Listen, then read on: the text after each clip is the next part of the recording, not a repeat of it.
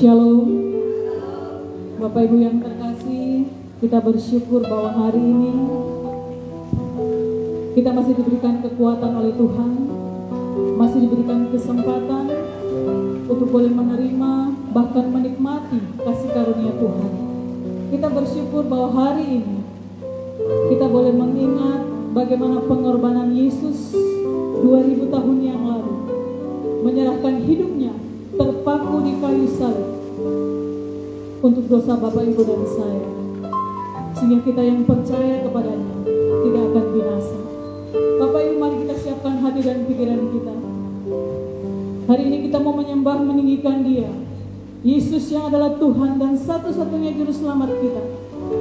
Kita mau menerima kebenaran firman Tuhan yang akan selalu menegur dan mengingatkan hidup kita bahwa apapun juga yang kita alami sampai saat ini, semuanya karena kasih karunia Tuhan, dan terlebih semuanya untuk kemuliaan dan kebesaran nama Tuhan. Karena salib-Mu Yesus, kehidupan kami boleh dilimpahkan. Karena salib-Mu Yesus, kami yang seharusnya menerima maut itu telah Engkau bebaskan. Hanya Kau Tuhan di hidupku, Kau berikan hidup yang baru.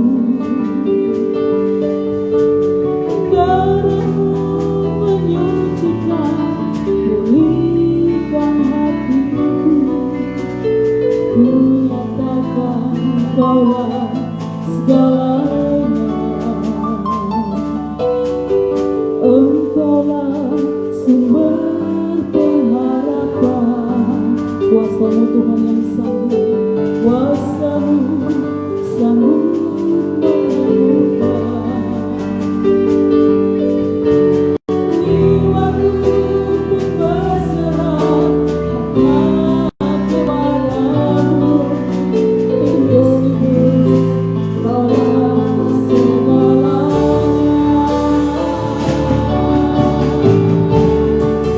Tanpa Kau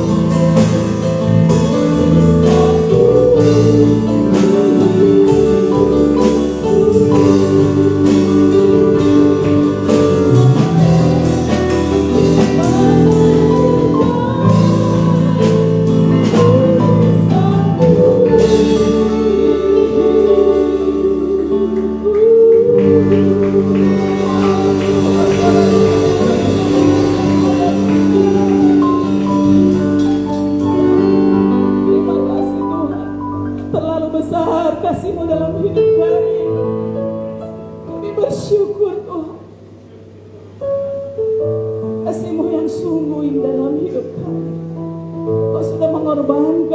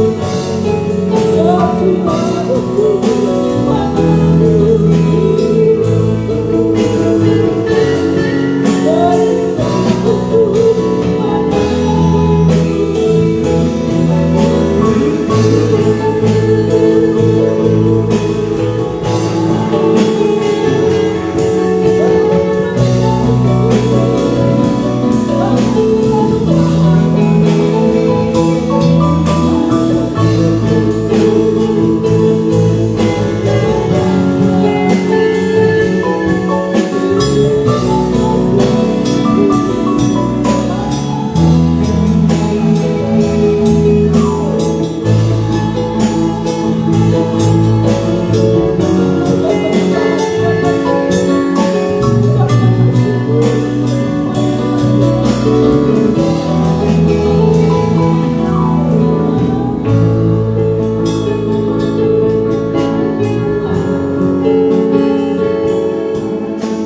besar kasih Tuhan. Bahkan terlalu mahal darah Kristus yang curahkan untuk menebus dosa kami. Kami tidak bisa membalas semuanya. Karena kami tidak punya apa-apa untuk bisa membalas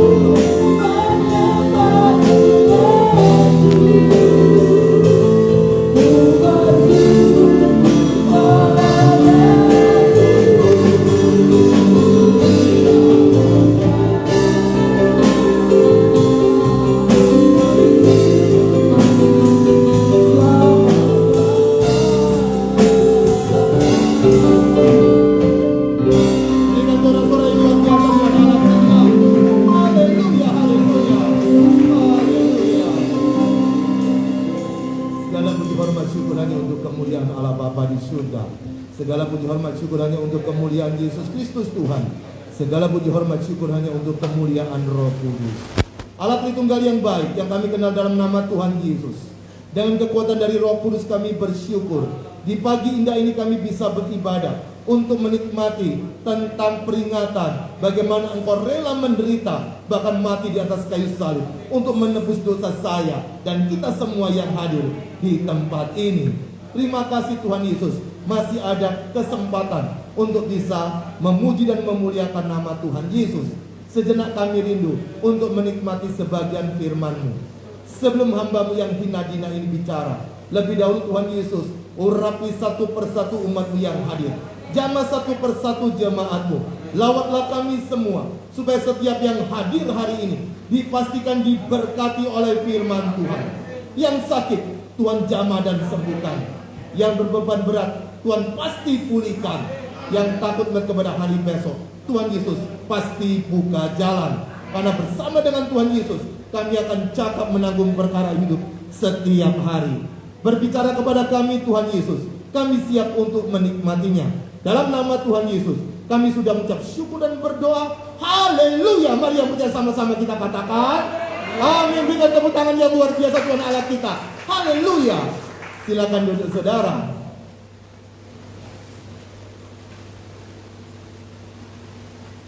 Shalom. Shalom. Apa kabar? Shalom yang di rumah. Apa kabar? Ada sukacita? Coba lihat senyumnya dong. Sudah tidak bisa sekarang bebas kayak dulu ya. Sekarang kita harus memakai masker dan tidak tahu sampai kapan. Bisa jadi sampai Tuhan Yesus datang mungkin. Saudara, meskipun saya sudah disuntik 2 kali, Pak Gembala juga sudah, bukan berarti virusnya hilang. Jangan-jangan virusnya tambah emosi. Dia mutasi sehingga berubah bentuk jadi yang lain. Tapi artinya apa? Selama ada di dunia ini, semuanya adalah kesempatan. Dan kalau kita membiarkan kesempatan itu berlalu, kita akan kecewa kalau kita tidak pernah melakukan apa-apa. Maka dari itu saya bersyukur saudara berjuang untuk datang ibadah di tempat ini. Dan saya bersyukur. Oh boleh buka, saya buka ya. Dan saya bersyukur hari ini bisa berjumpa dengan saudara sekalian dalam media onsite maupun online. Nah, saudara yang dikasihi Tuhan, apa makna daripada Jumat Agung? Sebelumnya saya mengucapkan selamat Jumat Agung. Apa maknanya Jumat Agung itu bagi kita yang kita rayakan tiap tahun adalah peringatan. Kok mau gitu loh, Allah jadi manusia kemudian mengambil alih dosa kita. Banyak yang mengatakan tidak masuk akal. Masa Allah kok jadi manusia? Sangat masuk akal. Jadi kalau ada orang di luar sana berkata nggak masuk akal, masa Allah kok bisa jadi manusia? Sangat masuk akal. Kenapa? Karena dia kan maha kuasa. Dia mau jadi semut juga oke. Dia mau jadi tikus juga oke. Tetapi kenapa dia jadi manusia? Karena manusia adalah gambar rupa Allah yang jatuh dalam dosa. Dan disitulah Allah ingin kita kembali berdamai dengan Tuhan Allah. Saudara, zaman dulu tuh banyak cara sudah dipakai. Pada waktu belum ada hukum Taurat, Tuhan Allah mempergunakan hati nurani. Perhatikan pada waktu di Taman Eden, itu belum ada dosa, tapi manusia jatuh dalam dosa ketika di Taman Eden. Setelah itu dosanya diampuni, namun jangan lupa konsekuensi dosa tetap dipikul. Jadi jangan kau berpikir minta ampun sama Tuhan, dosamu sudah diampuni, resikonya gak ditanggung. Tanggung. Jadi dosa diampuni, ya Tuhan maha pengampun. Tapi konsekuensi, tapi tanggung jawab itu tetap dia harus pikul. Sampai kapan? Suka-suka Tuhan. Sampai Tuhan tahu bahwasanya kita sudah tidak berdaya, tidak mampu, dia akan turun tangan untuk buka jalan. Tapi kalau kita masih mampu dan pura-pura tidak mampu, teriak-teriak tidak mampu, Tuhan tidak bisa ditipu seperti seorang anak menipu papa dan mamanya. Oleh sebab itu saudara dikasihi Tuhan, kemudian ada hukum Taurat, itu diberikan kepada manusia supaya apa? Manusia bisa berjumpa dengan Tuhan Allah. Namun apa yang terjadi? Sampai Yesus mati di atas kayu salib, mereka tidak bisa berdamai dengan Tuhan Allah. Dan ketika Yesus mati di atas kayu salib, itu untuk menebus dosa saya dan saudara. Mengapa saudara? Coba perhatikan dalam Mazmur 51 ayat yang ke-7. Ini bukan khotbahnya dari bagian ini, tapi lihat Mazmur 51 ayat yang ke-7. Dikatakan di situ sebagai berikut: sesungguhnya dalam kesalahan aku diperanakan, dalam dosa aku dikandung ibuku. Perhatikan, ini cuma satu-satunya ada dalam Alkitab yang kita pegang ini. Agama lain tidak pernah mengakui ini. Orang-orang pandai tidak suka mengakui ini. Kenapa? Karena dikatakan di dalam ayat yang ke-7, sesungguhnya dalam kesalahan aku diperanakan. Jadi keluar itu sudah dalam posisi salah. Tapi yang lebih mengerikan, dalam dosa aku dikandung ibu. Ini yang disebut saudara dosa asal. Ini cuma ada dalam pelajaran dalam kekristenan. Di luar itu tidak menganut keyakinan seperti ini. Kalau ini saudara betapa beratnya, tidak mungkin kita selesaikan. Itu yang menyebabkan Yesus datang. Kalau memang itu agak ringan, gak butuh Yesus. Tapi karena memang tidak mungkin bisa ada jalan keluar, maka Yesus yang turun tangan. Bos besar turun tangan. Kenapa? Karena semua cara sudah dilakukan. Zaman dulu para nabi sudah diutus, para imam sudah diutus, rasul-rasul sudah diutus, tapi tidak ada satupun orang yang mau mencari Allah. Maka Allah yang mencari manusia. Ini cuma satu-satunya jelaskan dalam Alkitab. Kalau hari ini kau berjumpa di tempat ini, saya tidak tahu kenapa engkau datang. Mungkin satu sisi sungkan karena Pak Gembala, atau mungkin karena ada pengumuman. Tapi saya percaya siapa tahu di antara engkau Tuhan sedang ingin berkarya di khotbah Jumat Agung hari ini. Maka hari ini saudara yang dikasihi Tuhan, Badan Pengurus Harian Gereja Bethel Indonesia itu memiliki tema untuk Jumat Agung ini adalah menang atas keakuan, menang atas egoisme, menang atas hawa nafsu pribadi. Manusia itu suka memikirkan diri sendiri daripada orang lain. Secinta-cintamu pada suami, pada istri, pada anak, engkau akan masih cinta kepada dirimu sendiri. Kenapa? Karena itulah sifat manusia. Di sini siapa yang waktu dulu cari pacar, ketemu lawan jenis, langsung jatuh cinta atau mikir untuk rugi? Coba ingat-ingat dulu, waktu cari pasangan dulu. Ya yes. Ya sih gak ada untung ya. Coba ingat-ingat yang dulu itu loh. Kalau Anda cari pasangan dulu, ketemu itu langsung cinta atau mikir untung rugi? Langsung cinta ya. Kenapa cinta langsung? Karena suami apa? Ganteng. Iya, ganteng itu untung apa rugi? Untung. Jadi mikir untung atau cinta dulu. Lihat pasangan dulu, dia baik enggak? Baik. Baik itu untung apa rugi? Untung. Maka itu dulu katanya baik, dulu katanya setia. Tiba-tiba umur 50 kok bisa cerai? Berarti rugi toh?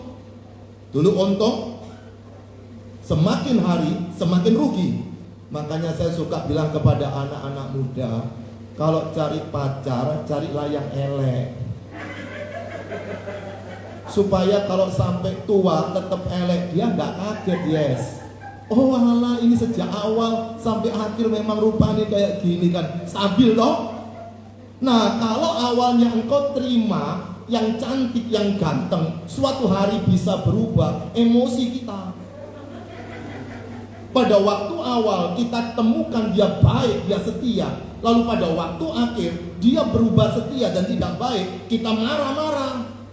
Kenapa? Karena manusia cuma memikirkan apa yang untung bagi dirinya sendiri. Demikian juga ketika kita berhubungan dengan Tuhan. Kalau doa dikabulkan, hobi ke gereja. Kalau doa nggak dikabulkan, hobinya ke mbah dukun. Kenapa? Di gereja doa setengah mati nggak ada jawaban. Ke mbah dukun bawa aja duit, langsung ada jalan keluar. Makanya berapa banyak orang berkata, saya sudah kasih persembahan sama Tuhan, kenapa Tuhan tidak jawab doaku? Nyogok Tuhan kok cuma semprit. Nyogok Tuhan itu sama darahmu. Itu baru bisa engkau berdamai dengan Tuhan. Karena tidak ada satupun yang bisa mempersembahkan darah untuk berdamai dengan Tuhan. Maka Yesus yang turun ke dalam dunia, itu ceritanya. Kalau zaman dulu pakai kurban bakaran, pakai kambing dan domba, itu pun dipilih yang paling bagus. Maka Yesus itu lebih daripada kambing dan domba. Maka dari itu saudara, inilah kabar yang mau saya sampaikan kepada saudara, supaya kita bisa menang atas keakuan diri. Ada 3 hal yang kita akan nikmati hari ini. Mari buka kitab kita saudara, dari kitab Roma pasal yang ke-6. Kitab Roma pasal yang ke-6, perhatikan ayat yang ke-10 hingga yang ke-14. Roma pasal yang ke-6, kita akan merenungkan ayat yang ke-10 hingga yang ke-14 untuk menemukan 3 jawaban. Bagaimana caranya supaya kita bisa menang atas egoisme, menang atas keakuan, menang atas hawa nafsu pribadi kita setiap hari. Bukan cuma hari Minggu, tapi setiap hari. Karena hidup itu tergantung keputusan. Nah, kita akan lihat saudara, dari Roma pasal 6 ayat yang ke-10 sampai yang ke-14. Yang sudah ketemu katakan amin. Yang di belakang aman. Yang di rumah silakan buka Alkitabnya ya. Mumpung tidak ada yang lihat, buka aja sendiri ya.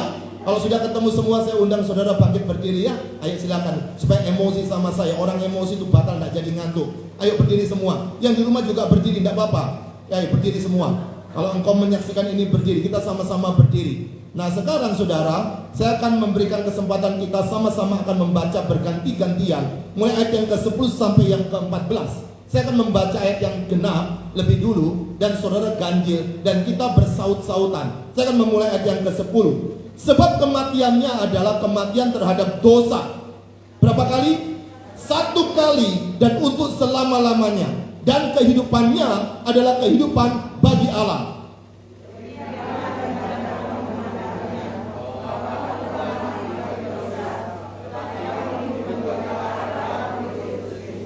Sebab itu hendaklah dosa jangan berkuasa lagi di dalam tubuhmu yang fana, supaya kamu jangan lagi menuruti keinginannya.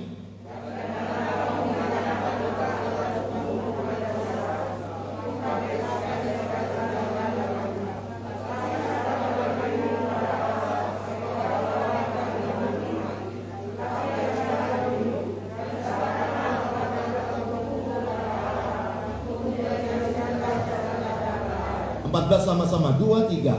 Sebab kamu tidak akan dikuasai lagi oleh dosa. Memang kamu tidak berada di bawah hukum Taurat, tetapi di bawah kasih karunia. Amin. Silakan duduk. Berbahagia kita yang sudah membaca atau mendengarkan suara tetangganya tadi. Dan simpanlah baik-baik ayat-ayat yang sudah engkau baca. Kalau kita tidak punya tabungan firman Tuhan, kalau kita tidak punya deposito firman Tuhan, maka ketika kita menghadapi pergumulan hidup, yang keluar, yang diingatkan oleh Roh Kudus bukanlah firman Tuhan. Kenapa? Kita tidak punya firman Tuhan. Yang keluar apa? Mungkin nasihat papa dan mama, mungkin nasihat orang-orang pinter, mungkin nasihat orang-orang yang bijak. Itu bagus, tidak salah. Tapi dengar baik-baik, nasihat yang paling bagus di muka bumi ini, itu akan mendamaikan pikiran kita supaya tenang. Nasihat yang bagus luar biasa, akan membuat kita tidak akan ketakutan lagi di dalam pikiran kita. Tetapi dengar baik-baik, nasihat mereka itu tidak bisa memberikan makanan untuk rohani kita. Rohani hanya bisa diberikan makan oleh firman Tuhan. Jadi kalau orang itu tidak suka menyimpan firman Tuhan, maka rohaninya gersang, pikirannya pandai. Orang itu khotbahnya bagus, selingkuhnya lancar, pelayanannya luar biasa, tetapi pikirannya jorok melulu. Kenapa? Karena dia tidak pernah menaklukkan pikirannya kepada pikiran Kristus. Kenapa? Karena dia tidak ada roh yang menguatkan pikirannya untuk takluk kepada Kristus. Pikiran boleh sumpah, karena kita suka berpikir. Mau tahu caranya tidak sumpah?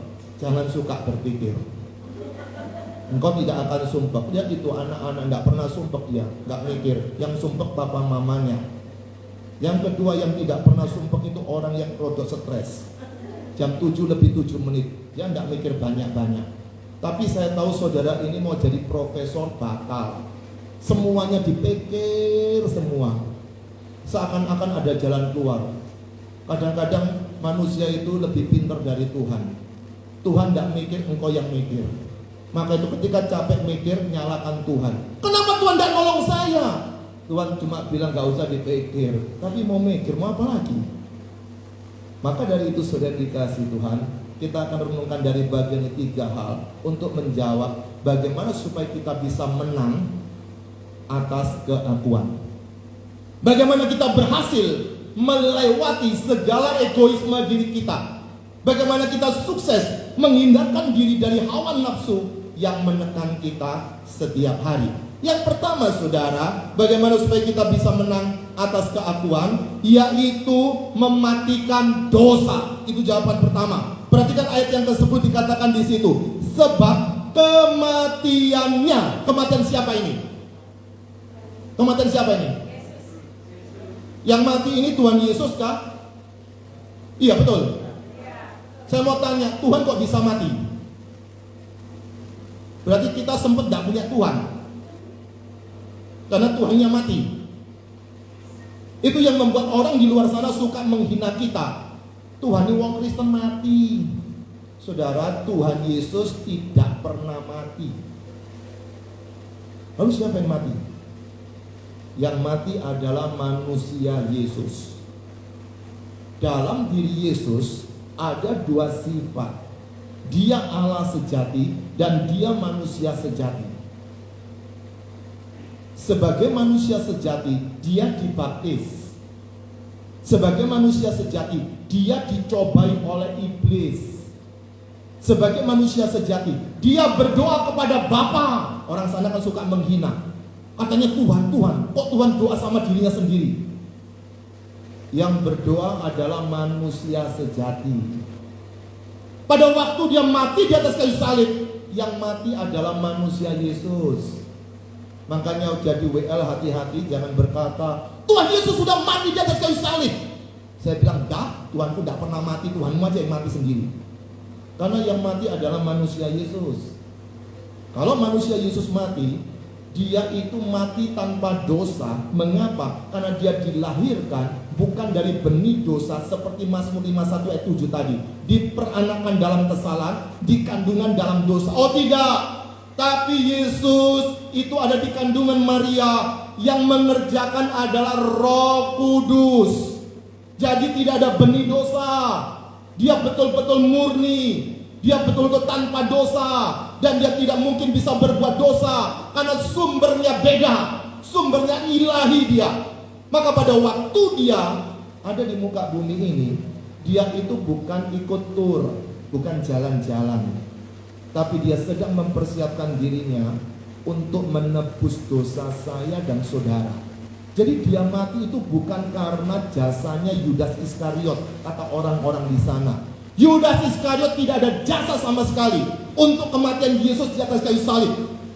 Kematian Yesus di atas kayu salib itu mereka merupakan program Tuhan Allah sejak Kejadian pasal yang ketiga. Karena Tuhan Allah ingin mendamaikan dirinya dengan manusia. Bagaimana caranya? Harus ada darah. Kalau engkau belum bercucuran darah untuk Tuhan, jangan merasa berjasa untuk Tuhan. Darah. Mereka di luar sana masih merayakan Idul Kurban, ada darah. Orang Yahudi ada kurban bakaran di sana, darah. Maka ketika darah tercurah, berapa banyak orang Kristen dianiaya, dibom, dibunuh, darah tercurah. Saudara, disitulah ketika darah tercurah, Allah bekerja luar biasa. Kenapa? Karena di situ ada pengorbanan dari manusia. Untuk apa? Untuk memuliakan Tuhan. Makanya hari ini kalau hidupmu sebagai seorang Kristen kemudian dihina oleh orang karena nama Yesus, itu disebut pikul salib. Tapi kalau engkau dihina orang karena suka ngutang dan dimusuhin, itu bukan pikul salib, itu pikul nasib. Jadi mulai hari ini jangan dikit-dikit berkata ya, dia itu pikul salib, suaminya jahat. Pertanyaannya, dulu sudah tahu kok kawin sama dia, maka dia pikul nasib. Kalau pikul salib semuanya ada kaitannya dengan Yesus. Maka di sini dikatakan, perhatian ayat yang ke-10 tadi, sebab kematiannya adalah kematian terhadap dosa. Berapa kali? 1 kali. Untuk berapa lama? Selama-lamanya. Kemudian, dan kehidupannya adalah kehidupan bagi Allah. 11. Demikianlah hendaknya kamu memandangnya, bahwa kamu telah mati bagi dosa. Saudara, ini menarik. Yang pertama, Yesus mati, kemudian kita mati bagi dosa. Padahal saya dan saudara masih hidup. Apa artinya mati bagi dosa dalam kasus ini? Yang pertama, buka hatimu, undang Yesus menjadi Tuhan dan Juru Selamatmu secara pribadi. Dan ketika engkau punya Yesus, disitulah engkau mati bersama dalam kematian Kristus untuk masa lalu kita, keberdosaan kita, egoisme kita, hawa nafsu kita, itu semua mati. Tetapi tubuh kita masih hidup. Tubuh kita masih berjalan-jalan. Lalu apa dikatakan di situ? Tetapi kamu hidup bagi Allah dalam Kristus Yesus.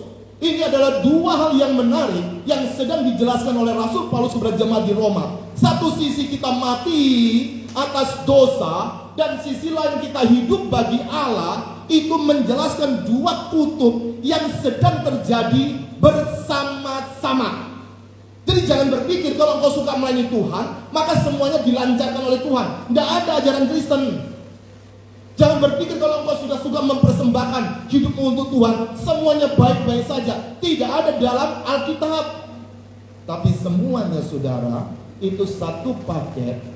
Kalau orang itu mati atas dosa dan hidup bagi Kristus, perhatikan ayat yang ke-12 berkata, sebab itu hendaklah dosa jangan berkuasa lagi di dalam tubuhmu yang apa?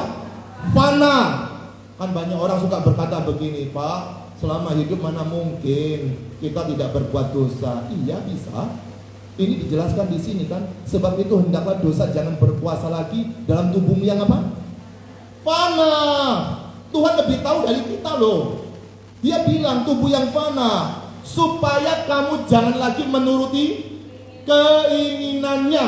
Nah, ini yang saya maksud dengan dia harus berjuang terus mematikan dosa dalam hidupnya. Apa itu mematikan dosa? Siapa di sini yang tidak bisa berbuat dosa? Bisa. Semua bisa. Dosa bukan cuma di perbuatan. Yang suka selingkuh kan dosa di selingkuh, di kemaluan. Tapi yang suka nonton film porno, dosa di mana? Di matanya dia. Yang suka dengar cerita jorok-jorok, dosa di mana? Di telinganya dia. Bahkan Yesus pernah berkata, barang siapa mengingini istri sesamamu, dia sudah berzina di mana? Dalam hatinya. Sumbernya banyak. Semua tubuh kita bisa memproduksi dosa. Jadi saya tidak berkata kalau engkau sudah jadi orang Kristen tidak mungkin tidak berdosa. Tetapi kita harus mematikan dosa. Apa artinya? Saya kasih ilustrasi aja supaya gampang. Siapa di sini yang pernah pacaran 5 kali gagal 10 kali nikah? Nggak ada ya? Yes, kamu pacaran berapa kali? Nah, saudara, kalau orang sudah sering kali dipermainkan oleh lawan jenisnya, dia akhirnya mati rasa. Atau siapa yang suka pegang sesuatu, lalu tangannya kapal, tahu kapalan? Ngapal-ngapal. Atau yang suka pukul, ini kan benjol gede itu toh. Itu kalau dipegang-pegang gini, nggak rasa apa-apa loh. Mati rasa. Siapa yang suka ngemplangan, kena firman Tuhan terus, tetap aman dia. Kenapa? Mati rasa. Siapa di sini yang kadang-kadang buta warna di jalan, lampu merah, kuning, hijau, toh? Iya kan? Merah itu harusnya apa? Berhenti. Tapi saudara kenapa? Jalan ya. Kenapa? Mati rasa itu. Jadi engkau tidak rasa itu warna merah. Makanya jadi seakan warnanya hijau. Nah, mati rasa, dia tidak bisa merasakan. Kenapa orang itu kok mati rasa terhadap firman? Firman yang disampaikan di sini, engkau kebal loh. Siapapun yang khotbah, aku tetap aku, sekali dosa tetap dosa. Kenapa? Dia sudah mati rasa atas firman. Kalau mati rasa, mati rasalah atas dosa. Apa itu mati rasa dosa? Pada waktu kita jatuh dalam dosa, hidup kita gelisah, kita itu jijik luar biasa, kita itu alergi terhadap dosa. Siapa di sini alergi durian? Tidak ada ya? Oh ada di belakang. Siapa alergi debu? Siapa alergi makanan laut? Siapa alergi duit? Tidak ada. Duit yang alergi loh dengan kita. Saudara, yang alergi durian itu, jangankan lihat duriannya, dia baunya 10 meter, dia langsung minggir. Kenapa? Dia sudah tidak bisa merasakan bau durian yang memuakkan itu. Atau yang mati rasa terhadap, Bapak ini mati rasa apa Pak? Debu. Nah, Pak Heni ini debu. Kena debu, langsung hajing-hajing. Ketika ada debu yang mengganggu, dia ingin pergi jauh. Itu yang sesungguhnya sedang dipesankan oleh firman ini. Kalau orang itu mati rasa atas dosa, dia itu lihat orang bikin dosa. Jangankan dia yang bikin, orang yang bikin aja dia malu. Kenapa? Dia mematikan dirinya atas dosa. Dan pada waktu dia jatuh dalam dosa, dia gelisah hatinya. Dia mengaku dosa kepada Tuhan. Dia minta ampun kepada Tuhan. Dia berjuang untuk tidak melakukannya. Kenapa? Terngiang-ngiang terus firman Tuhan, terngiang-ngiang terus kebaikan Tuhan. Dia tidak ingin mengulangi lagi. Dan disitulah orang sedang berjuang mematikan dirinya atas dosa. Itu tergantung keputusan, bukan tergantung Tuhan. Ingat, itu tergantung keputusan. Nanti kita lihat di bawahnya, kok bisa tergantung keputusan. Nah, yang kedua saudara, bagaimana supaya kita bisa menang atas keakuan, yaitu mengendalikan tubuh. Perhatikan ayat yang ke-13. Dan janganlah kamu menyerahkan anggota-anggota tubuhmu kepada dosa untuk apa? Dipakai sebagai senjata apa? Kelaliman. Tetapi serahkanlah dirimu kepada siapa? Allah. Sebagai orang-orang yang dahulu mati, perhatikan ini hubungannya, yang dahulu mati, tetapi yang sekarang hidup, dan serahkanlah anggota-anggota tubuhmu kepada Allah untuk menjadi senjata-senjata kebenaran. Ada 3 kali kata serahkan di sini. Meskipun bahasa Inggris atau bahasa Yunani cuma 2 kali, tapi intinya adalah untuk bisa mengendalikan tubuh bukan akibat doa, tapi akibat keputusan. Kalau dia tidak mau menyerahkan tubuhnya kepada Allah, dia akan serahkan tubuhnya kepada dosa. Itu tergantung keputusan. Oleh sebab itu pada waktu engkau bangun pagi, tiba-tiba engkau membaca, suka buka WA, suka buka statusnya orang, lihat sini, lihat sana. Bangunnya dengan damai sejahtera. Tahu-tahu ketemu teman yang ngemplang uang Anda, seneng-seneng jalan-jalan di Singapura. Hatimu sukacita atau duka cita? Padahal bangunnya sukacita. Lihat itu duka cita. Makanya semakin kau suka membaca tentang orang, semakin kau suka mendengarkan berita-berita tentang orang, hidup kita gampang jatuh dalam dosa. Kenapa? Kita gampang curiga lihat orang, kita gampang gelisah lihat orang. Paling semua laki-laki sama kok. Tahu dari mana laki-laki? Memangnya dia sudah kawin berapa kali? Baru 10 kali kok ngomong semua laki-laki. Tidak semua laki-laki sama. Jangan mengeneralisir semua. Itu akibat kita banyak berita-berita negatif. maka kita akan jadi kebal terhadap dosa dan kita punya tabiat untuk berbuat dosa. Kenapa? Tidak bisa mengendalikan tubuh.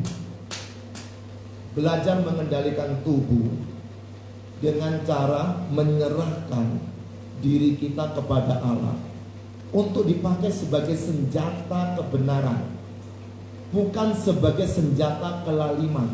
Contoh, ada yang curhat kepada Anda, tidak usah diceritakan ke orang lain, itu senjata kelaliman.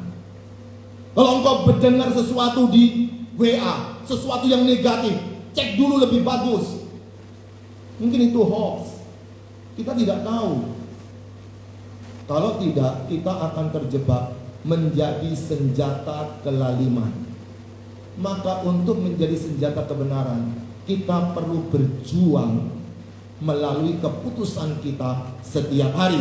Dan yang terakhir ketiga saudara, di ayat yang ke-14, yaitu menikmati kasih karunia. Perhatikan ayat ini berkata, sebab kamu tidak akan dikuasai lagi oleh dosa, karena kamu tidak di bawah hukum Taurat, tetapi di bawah kasih karunia. Yang terakhir, bagaimana kita bisa menang atas keakuan? Pertama, yaitu kita belajar mematikan dosa. Yang kedua, kita harus ambil keputusan mengendalikan tubuh. Dan yang terakhir, menikmati kasih karunia. Kasih karunia Tuhan Allah kepada manusia bukan cuma masalah keselamatan aja. Kita bisa ketemu Tuhan itu karena kasih karunia. Anda bisa menikmati Yesus itu karena kasih karunia. Tidak semua orang bisa menikmati Yesus. Tidak semua pengkhotbah itu orang Kristen. Tapi semua pengkhotbah di gereja pasti beragama Kristen. Orang beragama Kristen, dia tahu siapa Yesus, tapi dia tidak pernah menikmati Yesus di dalam hidupnya. Makanya seorang beragama Kristen berbuat dosa itu hal yang biasa. Tapi kalau seorang Kristen dia berbuat dosa, dia gelisah hatinya karena dia sedang mematikan dosa dalam tubuhnya. Jadi orang beragama Kristen belum tentu orang Kristen. Tapi orang Kristen di Indonesia KTP-nya pasti beragama Kristen. Kalau suamimu suka baca Alkitab, belum tentu dia seorang Kristen. Karena iblis juga ketika mencoba Yesus mempergunakan ayat Alkitab. Jadi jangan berpikir kalau orang suka doa itu pasti orang Kristen. Saudara tahu tidak? Engkau datang ke gereja, iblis itu tidak emosi. Tapi yang iblis emosi adalah ketika engkau datang ke gereja, dengar saya berkhotbah, itu dia nggak suka. Makanya dia lebih suka engkau buka WA, buka Facebook, mikir nasib masing-masing, mikir masalah masing-masing. Kalau engkau datang ibadah, dia tidak ada masalah. Kalau engkau berdoa sama Tuhan, iblis tidak ada masalah. Tapi ketika engkau doanya serius, itu masalah. Engkau baca Alkitab, iblis tidak pusing. Iblis juga tahu kok isinya, dia lebih lama hidupnya daripada kita kan. Tapi kalau engkau jadi pelaku firman, dia pusing. Jadi jangan dibalik ya. Jangan berkata kalau sudah melakukan semua ritual-ritual syariat agama Kristen, pasti orang Kristen. Oh, belum tentu. Di sini juga ada iblis, dengarkan khotbah saya kok. Cuma dia tidak akan mati atas dosa. Maka dari itu ketika kita sedang berjuang hidup ini untuk menang atas keakuan, ingat yang ketiga, menikmati kasih karunia setiap hari. Kasih karunia tidak pernah habis Tuhan untuk kita. Jangan merasa engkau yatim piatu, jangan merasa seorang janda, jangan merasa engkau seorang duda, tidak punya apa-apa. Kita cuma ikut dharma wisata hari ini di dunia. Ada waktunya dipanggil pulang kembali. Maka selama ada kesempatan di dunia ini, nikmati hidupmu baik-baik dengan cara menikmati kasih karunia. Saya tiap hari sedang belajar berbuat baik. Di rumah saya itu ada 4 manusia. Saya berjuang untuk berbuat baik bagi mereka. Tidak gampang berbuat baik, karena kecenderungan berbuat jahat, kecenderungannya iri hati, kecenderungannya sakit hati. Tapi pada waktu saya berjuang untuk berbuat baik, itu membutuhkan proses yang lama. Itu membutuhkan proses pengorbanan. Harus berdiam, tidak perlu banyak bicara. Pada waktu saya berdiam, pikiran ngamuk. Padahal saya coba tidak menanggapi yang tidak penting.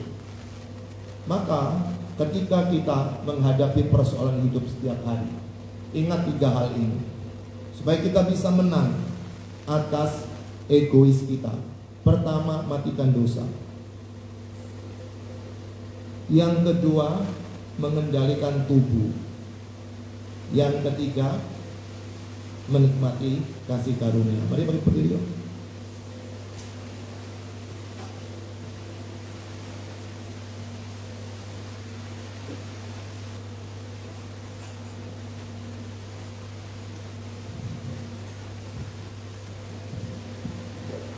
Silakan berdiri saudara. Saya tunggu ringkas-ringkasnya nanti aja di sini aman kok, ayo. Sudah dikasih Tuhan, Jumat Agung itulah puncak daripada pengorbanan Yesus untuk saya dan saudara. Dia mati di atas kayu salib, bukan cuma kata Alkitab, tapi fakta sejarah menuliskan ada satu manusia nama Yesus mati di atas kayu salib. Hari ini sebelum kau menikmati perjamuan, pastikan engkau punya kenangan terindah dengan Yesus.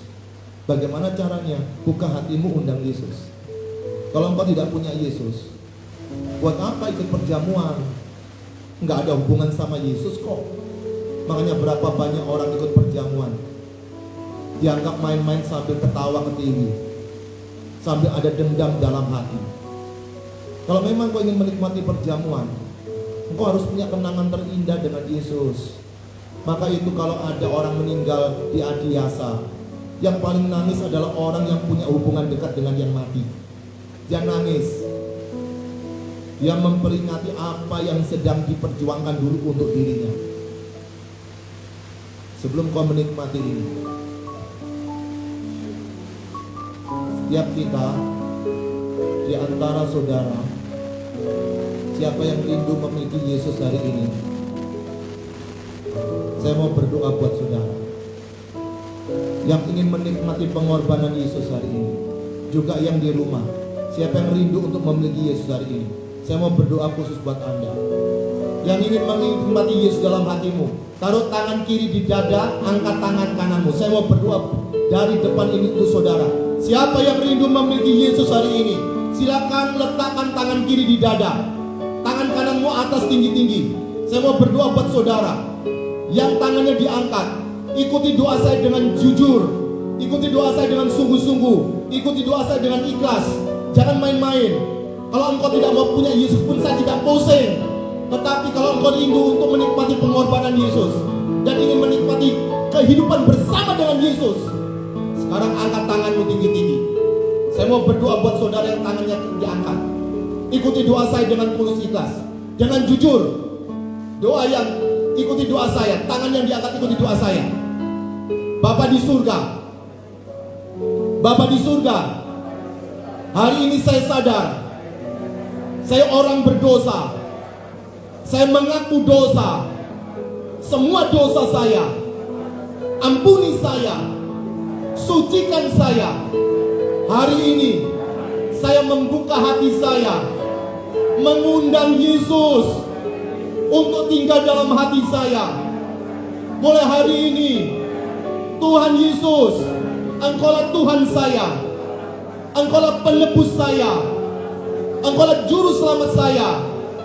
Mulai hari ini saya percaya Tuhan Yesus ada di dalam hati saya.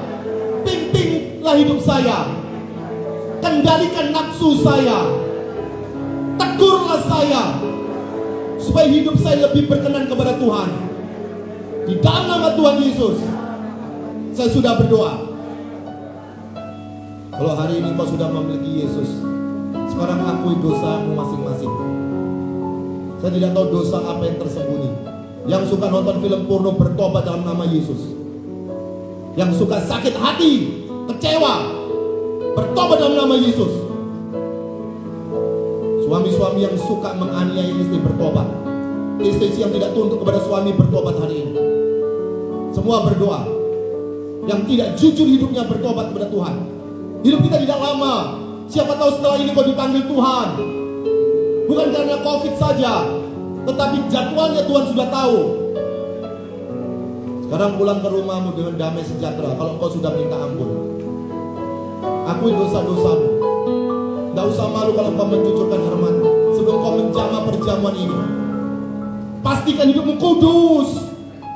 Tanpa kekudusan kau tidak bisa bersekutu dengan Yesus. Berdoalah. Berdoalah. Katakan isi hatimu kepada Tuhan. Tidak ada yang mustahil bagi Tuhan. Yang di rumah juga berdoa.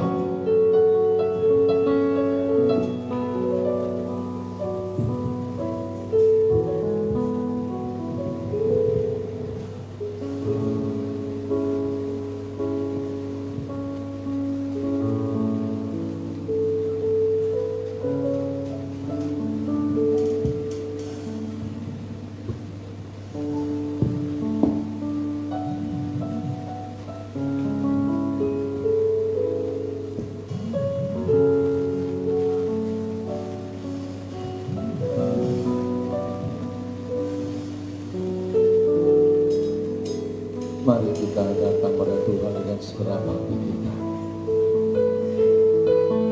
Kalau kita sudah sadar, kita tahu siapa kita. Bangun hubungan, bangun komitmen baru di hadapan Tuhan dengan Tuhan. Biarkan Tuhan berkarya dalam hidup kita, terus-menerus merubah kita. Haleluya Yesus, Kau baik ya Tuhan, Kau baik ya Tuhan. Terima kasih Tuhan. Haleluya Yesus.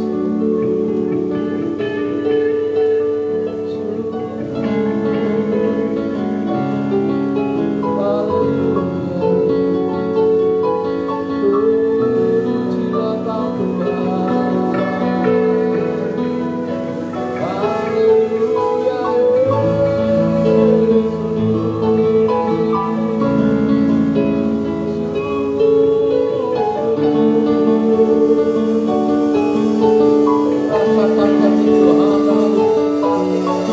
Membuka hatimu, yang memulihkan hidupmu.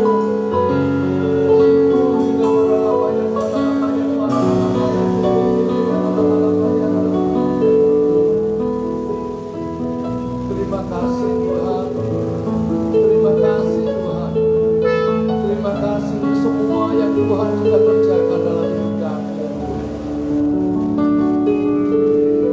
Terima kasih Tuhan. Sebentar kami akan menikmati perjamuan-Mu. Kau layakkan kami untuk kami benar-benar menikmati kenangan-kenangan apa yang Tuhan sudah kerjakan dalam hidup kami. Engkau sudah lakukan sesuatu yang terbaik. Sepantasnya kami sadar dan kami pun membalas kebaikan-Mu Tuhan dengan apa yang Tuhan sudah kerjakan. Glory, haleluya. Terima kasih Tuhan. Terima kasih untuk semuanya Tuhan. Terima kasih Tuhan. Terima kasih Tuhan. Berkati hamba-Mu yang sudah menyampaikan kebenaran firman-Mu Tuhan. Berkati kehidupan rumah tangga, pelayanan yang Tuhan percayakan kepada, sehingga dimanapun hamba-Mu ini berada, nama Tuhan dipermuliakan. Terima kasih Tuhan. Terima kasih untuk semuanya. Hanya di dalam nama Tuhan Yesus kami berdoa dan mengucap syukur. Haleluya. Amin. Silakan duduk Bapak Ibu serta Tuhan. Terlalu besar kasih-Mu Bapa, pengorbanan yang Kau berikan bagiku terlalu mahal. Darah-Mu Yesus tercurah untuk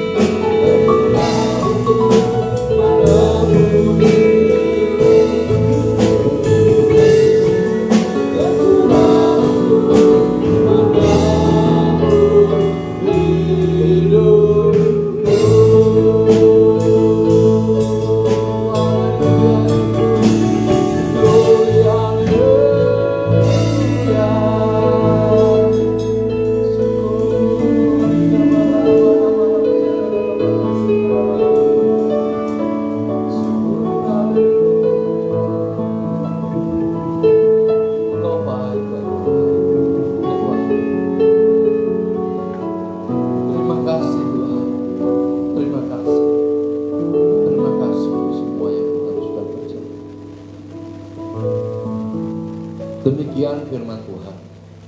Sebab apa yang telah kutuliskan kepadamu telah aku terima dari Tuhan, yaitu bahwa Tuhan Yesus pada malam waktu ia diserahkan mengambil roti, dan sesudah itu ia mengucap syukur atasnya. Ia memecah-mecahkannya dan berkata, inilah tubuhku yang diserahkan bagi kamu. Perbuatlah ini menjadi peringatan akan aku. Mari kita angkat roti kita di atas kepala kita. Bukankah roti yang ada di tangan kita adalah persekutuan kita dengan tubuh Kristus? Mari kita makan bersama-sama di dalam nama Tuhan Yesus.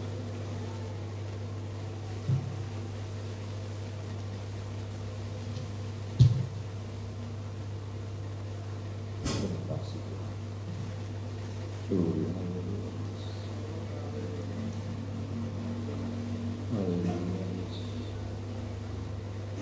Demikian juga ia mengambil cawan sesudah makan lalu berkata, cawan ini adalah perjanjian baru yang dimeteraikan oleh darahku. Perbuatlah ini setiap kali kamu meminumnya menjadi peringatan akan aku. Mari kita angkat cawan kita di atas kepala kita. Bukankah cawan yang ada di tangan kita adalah persekutuan kita dengan darah Yesus?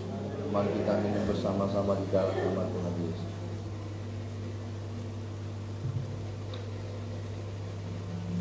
Glory haleluya Yesus. Mari kita benar-benar merasakan kebaikan Tuhan, merasakan betapa cintanya Dia kepada kita. Glory haleluya.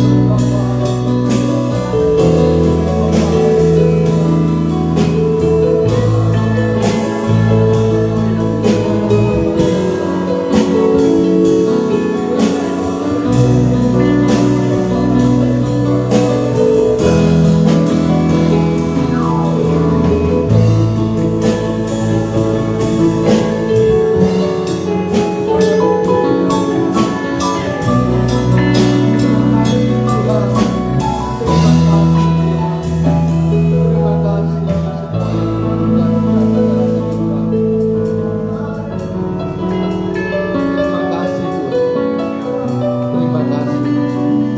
Haleluya Yesus. Terima kasih untuk pengorbanan. Terima kasih untuk cinta-Mu Tuhan. Pimpin kami untuk kami terus membalas kebaikan-Mu, membalas cinta-Mu yang begitu besar kepada kami. Terima kasih. Haleluya Yesus. Kami percaya dengan selalu mengingat pengorbanan-Mu yang luar biasa, dengan selalu mengenal betapa cinta-Mu kepada kami, kami akan kuat. Kami percaya sebanyak hal yang Tuhan kerjakan dalam kehidupan kami, banyak rencana yang Tuhan akan kerjakan dalam kehidupan kami, dan berikan kami yang kemampuan untuk mengambil keputusan, terus menyerahkan hidup kami kepada Tuhan. Terima kasih untuk semua. Kami bersyukur ya Tuhan. Kami ada sebagaimana kami ada di dalam belas kasihan Tuhan yang Kau berikan kepada kami. Terima kasih.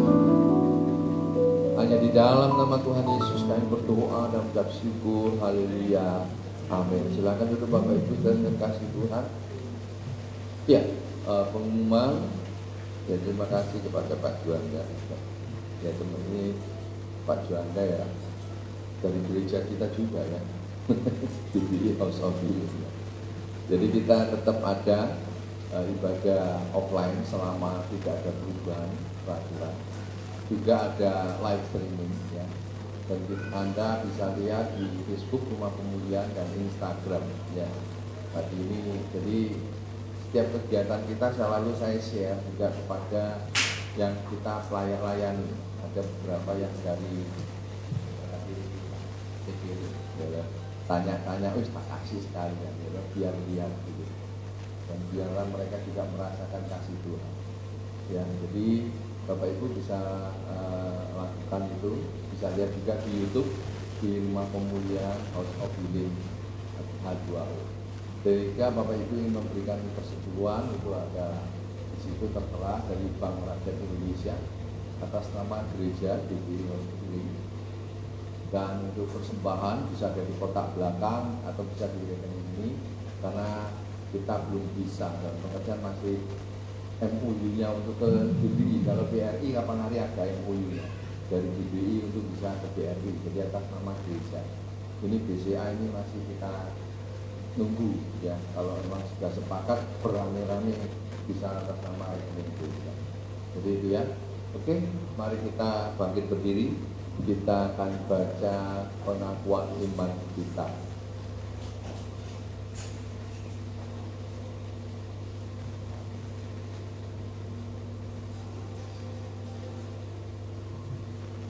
Aku percaya kepada satu Allah, Bapa yang Maha Kuasa, Pencipta langit dan bumi, dan segala sesuatu yang kelihatan dan tak kelihatan.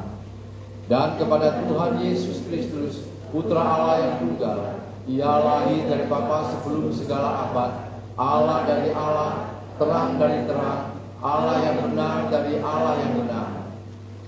Ia dilahirkan bukan dijadikan, sehakikat dengan Bapa, segala sesuatu dijadikan olehnya. Ia turun dari surga bagi kita manusia dan bagi keselamatan kita. Dan Ia dikandung oleh Roh Kudus, dilahirkan dari perawan Maria, sehingga menjadi manusia. Ia disalibkan bagi kita pada pemerintahan Pontius Pilatus. Ia mati di dalam penderitaan dan dikuburkan. Pada hari ketiga Ia bangkit menurut kitab suci. Ia naik ke sorga, duduk di sebelah kanan Bapa, dan Ia akan kembali dengan kemuliaan, mengadili orang yang hidup dan yang mati, dan kerajaannya tidak akan berakhir. Aku percaya kepada Roh Kudus, Tuhan yang memberi hidup, yang berasal dari Bapa, yang bersama Bapa dan Putra disembah dan dimuliakan. Ia berfirman dengan perantaraan para nabi. Aku percaya dengan gereja yang satu, kudus, am dan rasmi. Aku mengakui satu baptisan dan penghapusan dosa. Aku percaya dan menantikan kebangkitan orang mati dan kehidupan di dunia yang akan datang yang kekal. Amin. Ini kami Tuhan, ini hidup kami, jadi untuk kemuliaan menjadi pribadi yang sehat dan tenang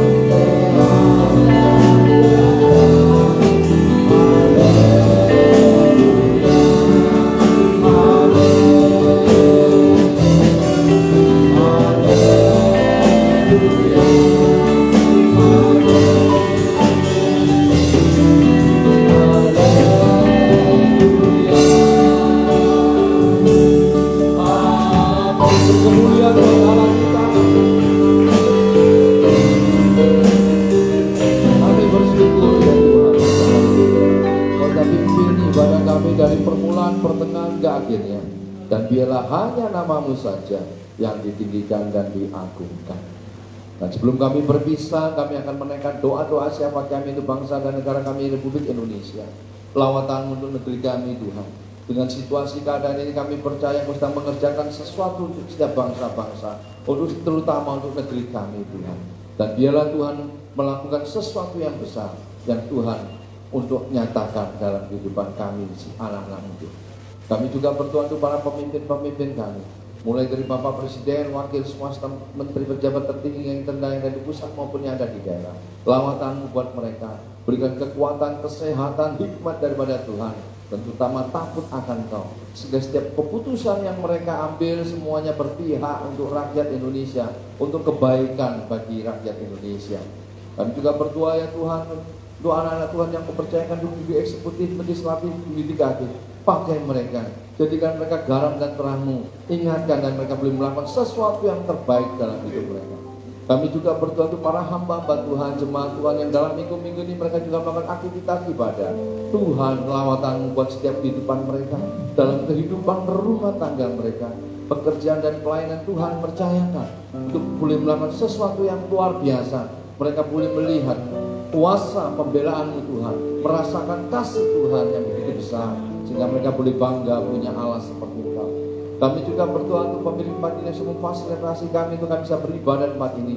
Tuhan, Kau memberkati kehidupan rumah tangganya, istri, anak-anak, cucunya. Tuhan, berkati mereka supaya mereka juga boleh merasakan kebaikan-kebaikan Tuhan, juga pegawai-pegawai yang dari tempat ini dimanapun mereka berada, perlindungan penyertaan-Mu Tuhan, kasih-Mu Tuhan, supaya mereka juga boleh merasakan kasih-Mu sampai pada waktunya Tuhan punya rencana yang luar biasa dalam kehidupan mereka. Kami juga berdoa untuk tetangga kiri kanan muka belakang sekitar tempat ini Tuhan. Kau tahu keberadaan mereka masing-masing. Di RW 14, RW 15, Kelurahan Kerbangan Selatan, Kecamatan Pabian, Candangan, untuk Kota Surabaya. Tuhan, campur tangan, berkati mereka supaya mereka juga boleh merasakan kasih Tuhan, kuasa Tuhan, supaya mereka boleh melihat Yesus yang luar biasa ada dalam kehidupan dan datang untuk umat manusia yang berdosa. Kami bersyukur untuk semuanya, dan Kau melihat setiap jemaat. Engkau tahu keberadaan masing-masing, baik yang ada di sini maupun yang sekarang ini saat lagi menonton live streaming ataupun siaran. Engkau melawat setiap anak-anak Tuhan, dan biarlah Tuhan sendiri akan menjaga. Dan kami menyatukan hati kami di dalam nama Tuhan Yesus. Yang sakit Kau sembuhkan, yang susah Kau hidupkan, yang ada masalah memberikan jalan keluar, supaya mereka boleh melihat pembelaan kuasa-Mu Tuhan, merasakan kasih-Mu, dan mereka bangga punya Allah seperti Kau. Kami berdoa juga untuk setiap program gereja ya Tuhan, yang Kau percayakan kepada kami untuk mengerjakan sesuatu. Tuhan, berikan kesempatan, kekuatan untuk juga Tuhan di mana kami boleh mengerjakan sesuatu hal untuk memberkati wilayah, untuk menjadi saksi untuk kemuliaan nama Tuhan. Terima kasih Tuhan, terima kasih untuk semua yang Tuhan sudah lakukan. Mari saudaraku, angkat kedua tanganmu sebagai tangan hanya berharap dan bergantung pada Tuhan. Sekarang terimalah dan bawalah pulang. Tuhan memberkati engkau dan melindungi engkau. Tuhan menyinari engkau dengan wajahnya dan memberi engkau kasih karunia. Tuhan mengadakan wajahnya kepadamu